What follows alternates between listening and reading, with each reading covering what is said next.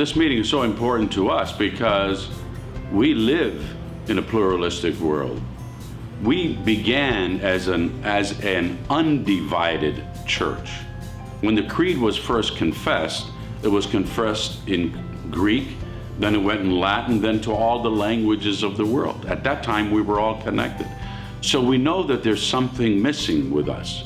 When we see our Catholic brothers and sisters, and they can't receive communion with us, and we, at the same time, cannot receive communion with them, so we sense that separation.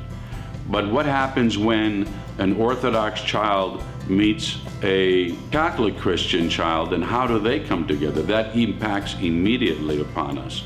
We live in a society that we got to give a common witness to the problems that are occurring in the families, to the drugs that ravage us in this country. There's a moral, spiritual solution, and unless we give a common witness, then where do our young people, our old people, get their values?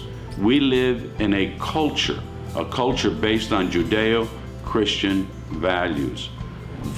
That Christian aspect of those values has to have a one common voice in order to be more meaningful, more substantive.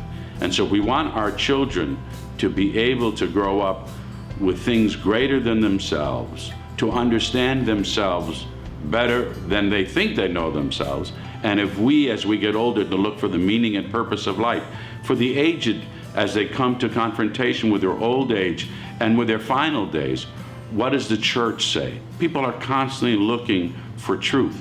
Why do we want to close the door to truth? So that's what the common witness does. It opens it up and says, this is who we are, these are our values, this is the kingdom for each and every one of you, this is the meaning and the purpose of your life.